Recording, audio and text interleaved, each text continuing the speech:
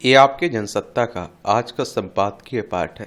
देखिए, संपादकीय पाठ ये आर्टिकल, ये एडिटोरियल आपको प्रारंभिक परीक्षा, मुख्य परीक्षा और इंटरव्यू हर जगह मदद पहुंचाते हैं।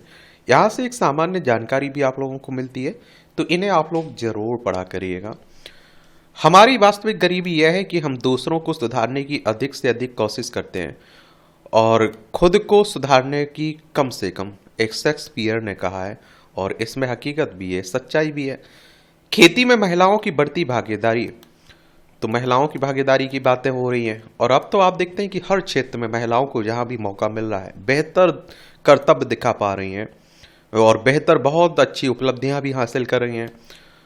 आप देखेंगे कि हाल ही में भारतीय प्रबंधन संस्थान अहमदाबाद की ओर से एक निजी कंपनी के साथ मिलकर तैयार की गई रिपोर्ट में बताया गया है कि देश की कृषि कार्यबल में 64.4% महिलाएं हैं, लेकिन सिर्फ 6 से 10% महिलाएं कृषि और इससे संबंधित शीर्ष कंपनियों में शीर्ष पदों पर हैं। अब इस तरह की कोई रिपोर्ट आती है तो उसका उल्लेख भी आप लोग आंसर राइटिंग में और निबंध में कर सकते हैं। इस रिपोर्ट ने कृषि क्षेत्र में महिलाओं की भूमिका और शीर्ष पदों पर उनकी कम उपस्थिति के बीच गहरी खाई को उजागर किया। रिपोर्ट के मुताबिक कृषि व्यवसाय का भविष्य महिलाओं को शिक्षा, कार्यस्थल में समावेश बढ़ाकर और नेतृत्व विकास के माध्यम से सशक्त बनाने में निहित है। रिपोर्ट में यह तथ्य सामने आया कि कृषि शिक्षा कार्यक्रमों में महिलाओं का 30 से 40% नामांकन ही होता है, लेकिन इसमें से बहुत कम औपचारिक कृषि क्षेत्र में रोजगार पाते हैं और इसलिए कृषि में महिलाओं के सामने आने वाली चुनौतियों, बाधाओं को दूर करने की जरूरत है और उनकी समान भागीदारी का समर्थन करने से ही कृषि क्षेत्र को समृद्ध बनाया जा सकता है। तभी इसका लाभ समाज के लिए सभी सदस्यों को मिल सकेगा। रिपोर्ट के हवाले से विशेषज्ञों का कहना है कि कृषि क्षेत्र में महिलाओं की मजबूत भागीदारी बढ़ानी होगी, मगर उच्च शैक्षणिक स्तर के बावजूद औपचारिक रोजगार में उनकी संख्या नगण्य है। इसे बढ़ाने पर जोर दिया जाना चाहिए। रिपोर्ट में महिलाओं की भागीदारी बढ़ाने के लिए कई रणनीतियां सुझाई गई और इनमें महिलाओं को संसाधनों तक समान पहुंच सुनिश्चित करना और उनके लिए विशेष रूप से तैयार किए गए प्रशिक्षण कार्यक्रम लागू करना और समावेशी कार्यस्थलों को बढ़ावा देकर उनके नेतृत्व के लिए प्रेरित करना शामिल है। विशेषज्ञों का कहना है कि देश में कृषि परिदृश्य एक आश्चर्यजनक विरोधाभास प्रस्तुत करता है। महिलाएं कृषि कार्यबल और शैक्षिक समूहों का एक महत्वपूर्ण हिस्सा है, फिर भी स्नातकों का एक, आप देखते हैं कि क्या एक बड़ा हिस्सा औपचारिक रोजगार संरचनाओं में प्रवेश नहीं कर पाता है और हमें इस स्थिति पर गंभीरता से विचार करते हुए समाधान के रास्ते खोजने होंगे। असल में कृषि स्त्रियों की भागीदारी बहुआयामी प्रक्रिया है जो कई सामाजिक, आर्थिक और राजनीतिक कारकों से प्रभावित होती है। कृषि में आप देखिए, महिलाओं की पूर्ण और बराबर भागीदारी को बढ़ावा देने के लिए कई चुनौतियों का समाधान किया जाना बाकी है। राष्ट्रीय नमूना सर्वेक्षण कार्यबल के आंकड़ों के अनुसार भारत में कृषि श्रम बल में महिलाएं महत्वपूर्ण अनुपात में हैं। वर्ष 2010-11 की अवधि में लगभग 43% किसान और 52% कृषि मजदूर महिलाएं थी, मगर समय के साथ कृषि श्रम बल में महिलाओं की भागीदारी में वृद्धि हुई है। वर्ष 2002-3 में महिला कृषकों का अनुपात 37% से बढ़कर वर्ष 2010-11 में 43% हो गया। इसी अवधि में महिला कृषि मजदूरों के अनुपात 48% से बढ़कर 52% हो गया है। कृषि क्षेत्र में महिलाओं की बढ़ती भागीदारी महत्वपूर्ण है। उन्होंने हमेशा कृषि में अहम भूमिका निभाई, चाहे वे किसान हो या फिर मजदूर। हालांकि उनके योगदान को अक्सर अनदेखा किया और कम करके आंका गया। उन्हें इस क्षेत्र में समान भागीदारी का निर्णय लेने में आप देखते हैं कि कई बाधाओं का सामना करना पड़ता है। महिलाओं को बढ़ावा देने वाले मुख्य कारकों में से एक है इस क्षेत्र में पुरुष श्रम शक्ति में गिरावट, और यह गिरावट कई कारकों से प्रेरित है, जिसमें कृषि का मशीनीकरण, गैर कृषि रोजगार में बदलाव, बेहतर रोजगार के अवसरों की तलाश में पुरुष का शहरी क्षेत्रों में पलायन शामिल है। नतीजतन महिलाओं ने कृषि क्षेत्र में अधिक से अधिक जिम्मेदारियां, भूमिका निभानी शुरू कर दी। अब घर का पुरुष आप देखते हैं काम नहीं करेगा, उसमें कहीं और चला जाएगा, तो आप देखिए महिलाएं भी उसमें काम करने लग जाती हैं। और ये आप देखेंगे महिलाओं के बढ़ते योगदान को अब कम करके आंका नहीं जा सकता है। उनको यह मान्यता विभिन्न नागरिक समाज संगठनों और सरकारी पहलों से संभव हुई है।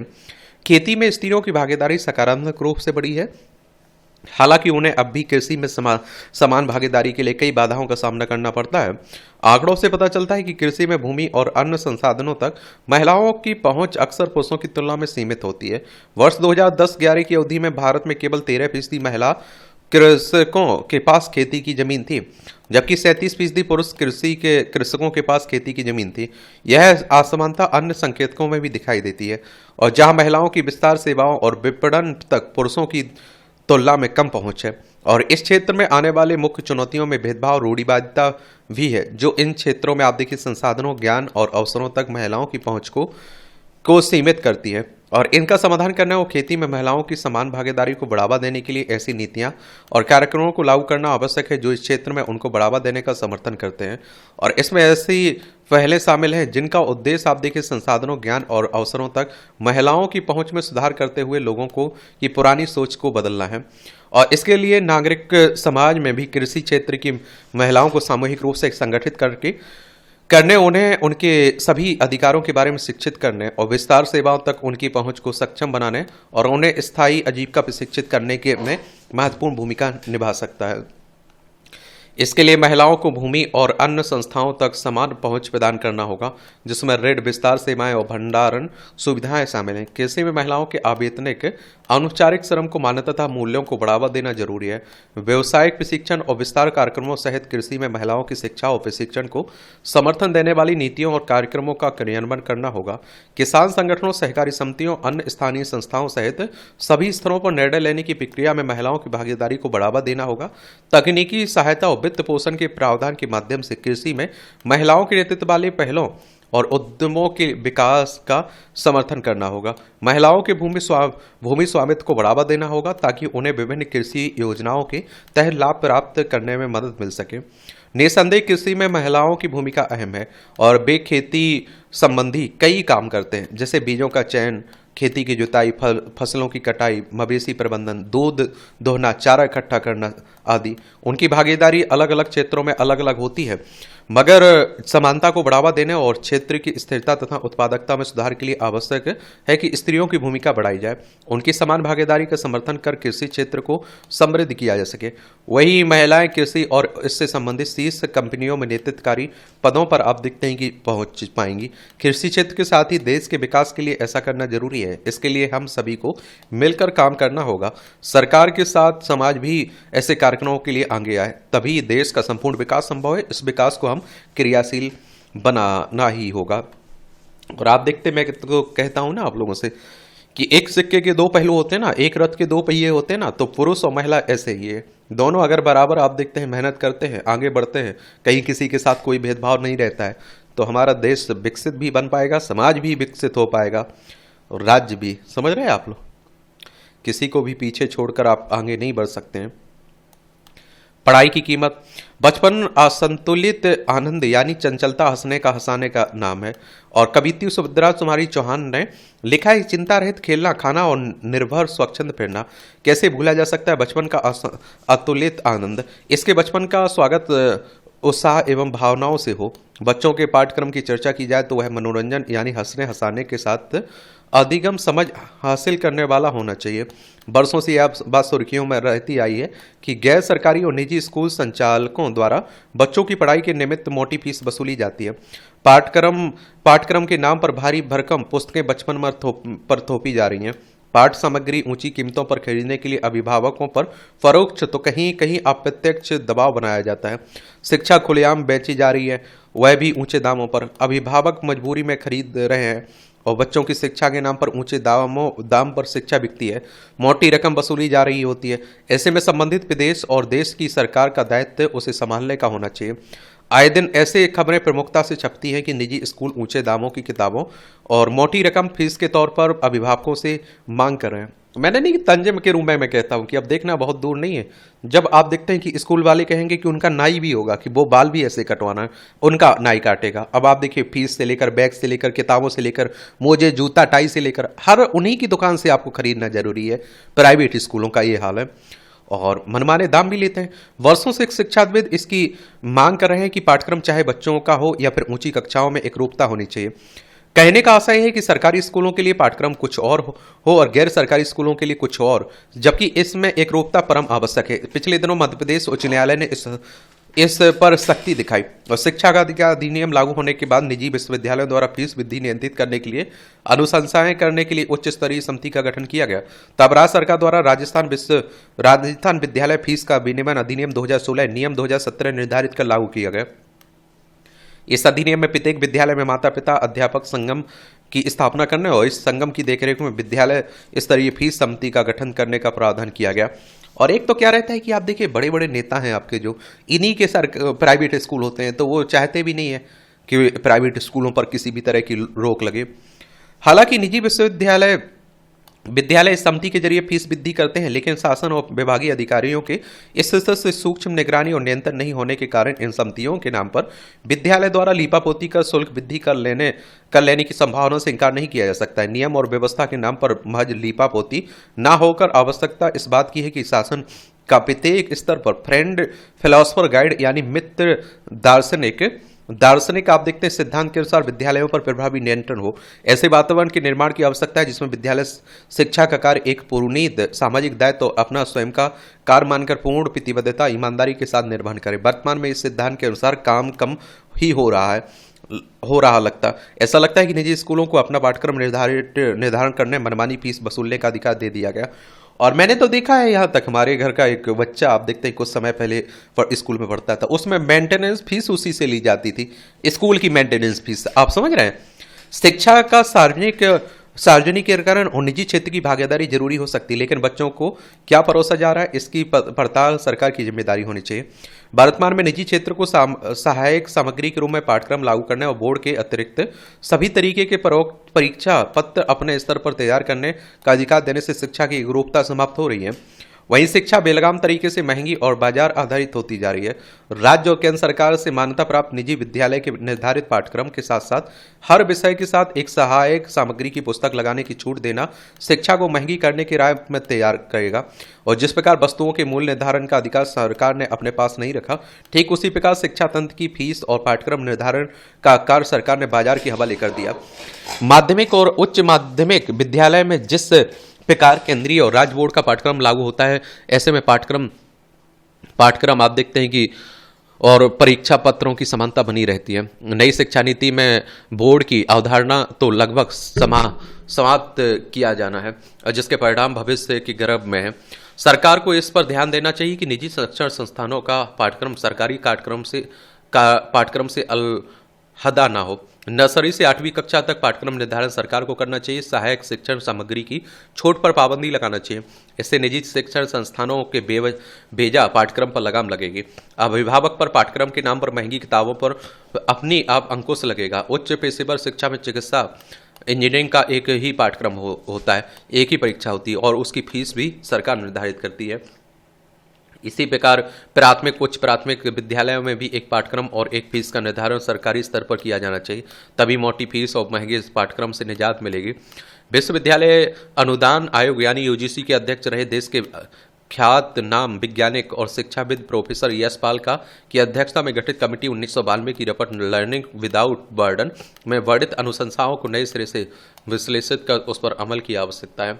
और देखिए एक और बात आप लोगों को बता दूं, अब एनसीईआरटी किताबें आप देखेंगे, अगर आप सोचिए हर जगह वही लागू हो जाती है तो अलग ही मामला रहेगा। आप देखते हैं कि और एनसीईआरटी कहाँ ज़्यादा महंगी आती है, लेकिन अब प्राइवेट स्कूलों की देखिए किताबें कितनी महंगी आती हैं। ठिठके कदम, अमेरिकी राष्ट्रपति को अब शायद यह बात समझ आने लगी कि उनकी रणनीति बहुत कारगर साबित नहीं होने वाली है। शायद इसीलिए अब बातचीत की संभावना की खोजी जाने लगी है। सत्ता की बागडोर संभालते ही जिस तरह उन्होंने दुनिया के तमाम देशों को पहले धमकाया फिर पारस्पर शुल्क लगा दिया, उससे उन्हें शायद यकीन था कि सारे देश उनके सामने आगे घुटने टेक देंगे और अमेरिका की अर्थव्यवस्था को लांछे भरने शुरू कर देगी। मगर पारस्पर शुल्क लगाने के साथ ही दुनिया भर में उनका विरोध शुरू हो गया, बाजार नीचे की तरफ लुढ़कने शुरू हो गए और खुद अमेरिका में ट्रंप को अभूतपूर्व विरोध का सामना करना पड़ा। ऐसे में उन्होंने अपने शुल्क नीति पर विराम लगाना पड़ा। कुछ देशों पर उन्होंने 90 दिनों के लिए अपनी शुल्क नीति पर रोक लगा दी। हालांकि चीन के साथ उनका शुल्क युद्ध रोज एक नया मोड़ ले रहा है। अब चीन ने भी अमेरिका पर 125% का जवाबी शुल्क लगा दिया। चाइना झुकने का नाम नहीं ले रहा है। फिर भी अमेरिका को लगता है कि चीन जल्द ही घुटने टेक देगा, वह ट्रंप से बातचीत की मेज पर आएगा। पर चीन ने दूसरे देशों को अमेरिका के खिलाफ अपने पक्ष में एकजुट करना शुरू कर दिया। ये हमारा पड़ोसी है ना चाइना। लद्दाख, हिमाचल प्रदेश, उत्तराखंड, सिक्किम, अरुणाचल प्रदेश 5 राज्यों की सीमा लगती है। ये हमारी प्यारी पृथ्वी है। इसमें आप देखें ए है अमेरिका, वॉशिंगटन डीसी इसकी राजधानी देखने को मिल जाएगी, इसी क्षेत्र की बात हो रही है। और डोनाल्ड ट्रंप की पारस्परिक शुल्क नीति से सबसे अधिक नुकसान खुद अमेरिका को होता नजर आ रहा है। चीन ने दूसरे देशों को कुछ रियायत के साथ अपने उत्पाद बेचने की पेशकश शुरू कर दी है और उसके बाजार पर बहुत प्रतिकूल असर नजर नहीं आ रहा है। चीन का निर्यात प्रभावित होने से अमेरिका बाजार में जरूर सुस्ती परसनी शुरू हो गई।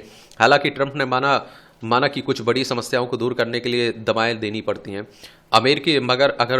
मगर अमेरिकी नागरिक महंगाई की मार को बहुत देर तक झेलने की स्थिति में नहीं है। जिन देशों पर पारस्परिक शुल्क लगाने की तिथि 90 दिनों के लिए टाल दी गई, उनमें भी आधार शुल्क 10% लागू है। इसी से वहां महंगाई बढ़ गई। अगर ट्रंप अपनी जिद पर अड़े रहते और 90 दिन बाद पारस्परिक शुल्क लागू करते हैं तो दूसरे देशों में देश भी ऐसा ही करने को तैयार हैं। यहाँ तक यूरोपीय संघ भी उनके इस फैसले के विरोध में है और उसने अपने जवाबी शुल्क की तारीख 90 दिन के लिए टाल दी है। इस तरह ट्रंप को अपने ही सहयोगियों का कड़ा विरोध झेलना पड़ रहा है और कहते हैं कि अब देखिए अमेरिका की इतनी बात हर दुनिया नहीं सुनती है और हर एक तरह से आप सोचिए कि हर कोई अब विरोध ही करता है, एक तरह से समझ रहे हैं आप।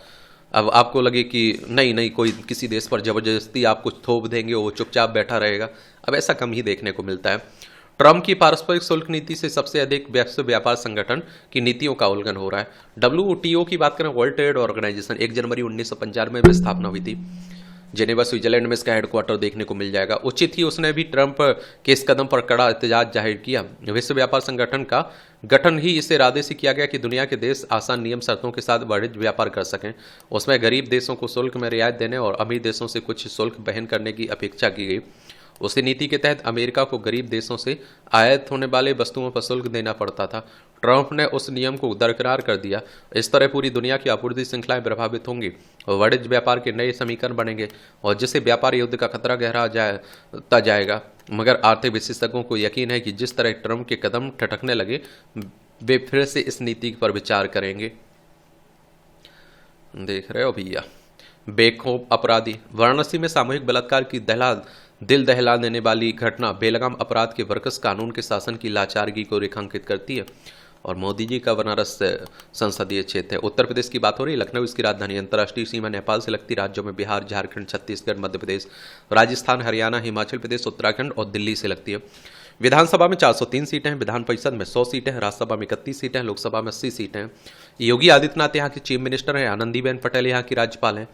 और आप देखेंगे कि एक और बात बता दूं, महिलाओं के साथ, लड़कियों बच्चियों के साथ इस तरह की दरिंदगी की जो खबरें आ रही हैं, ये हमें झकझोर कर हमारे समाज को रख देती है, हमारे आप सोचने पर मजबूर कर देती है एक तरह से आप देखेंगे। और हम कहाँ विश्वगुरु होने की बात करते हैं, विकसित भारत बनने की बात करते हैं। अगर इस तरह की घटनाएं होती रहेंगी तो बड़ी चिंता वाली बात है। वरना जिस राज्य में लगभग हर रोज सरकार अपराध और अपराधियों के खत्म होने का दावा करती है, वहां आए दिन अपराधों की प्रवृत्ति और ज्यादा विकृत और बेलगाम क्यों होती जा रही है। यह कल्पना भी बेहद तकलीफदेह है कि जिस उत्तर प्रदेश का सबसे सुरक्षित राज्यों में से एक बताया जा रहा है, वहां भी महिलाएं खुद को जोखिम में पा रही हैं। गौरतलब है कि हाल ही में वाराणसी में एक युवती ने 23 युवकों ने 7 दिनों तक सामूहिक बलात्कार किया है। एक युवती को नशीला पदार्थ खिलाकर अलग अलग जगहों पर ले जाकर आरोपियों ने उनसे दरिंदगी की है। इस घटना के बाद स्वाभाविक ही सवाल उठ रहे हैं कि अगर सबसे चौकस कानून व्यवस्था के दावे वाले क्षेत्र में आपराधिक तत्व इस कदर बेलगाम है तो महिलाएं कहां और कैसे खुद को सुरक्षित महसूस करें। सवाल है कि अगर राज्य सरकार यह दावा करती है कि उसने उसके अपराधियों के खिलाफ सख्त अभियान चलाने से आपराधिक मानसिकता वाले लोग अब कोई अपराध करने से डरते हैं, तो करीब एक हफ्ते तक 23 आरोपी एक युवती से लगातार बलात्कार जैसी वारदात को कैसे अंजाम देते रहे। किन वजहों से उनके भीतर कानून का कोई खौफ नहीं था। इस घटना की गंभीरता के मद्देनजर ही खुद प्रधानमंत्री ने अधिकारियों से वारदात में शामिल लोगों के खिलाफ सख्त कार्रवाई करने को कहा। मगर सवाल है कि ऐसी नौबत क्यों आई। एक जघन्य अपराध के आरोपियों के खिलाफ सख्त कार्रवाई के लिए प्रधानमंत्री को कहना पड़े। राज्य की पुलिस व्यवस्था खुद ही न केवल दोषियों को सजा दिलाने के लिए अपनी जिम्मेदारी का निर्वाह करना चाहिए, बल्कि समूचे राज्य में वास्तव में ऐसा माहौल बनाना चाहिए कि आपराधिक मानसिकता वाले लोग कोई भी अपराध करने से डरें। अपराधियों के खिलाफ सख्ती के समांतर ज्यादा जरूरी यह भी है कि ऐसा माहौल बनाया जाए और जिसमें अपराध होने से पहले रोका जा सके और महिलाओं को कहीं भी खुद को सुरक्षित महसूस कर सके। और आप सोचिए कि महिलाओं में अगर बच्चियों में इस तरह का डर रहे कि उनके साथ कोई भी घटना हो सकती है, तो ये बड़ी विडंबना कही है, बड़ी बुरी स्थिति कही है। और इस तरह से आप देखेंगे जो आर्टिकल महत्वपूर्ण है आपके, उनकी कहानी कवर होती है। आप लोग पढ़ते रहिए, एंजॉय करते रहिए। मेरी तरफ से शुभकामनाएं आपको। धन्यवाद।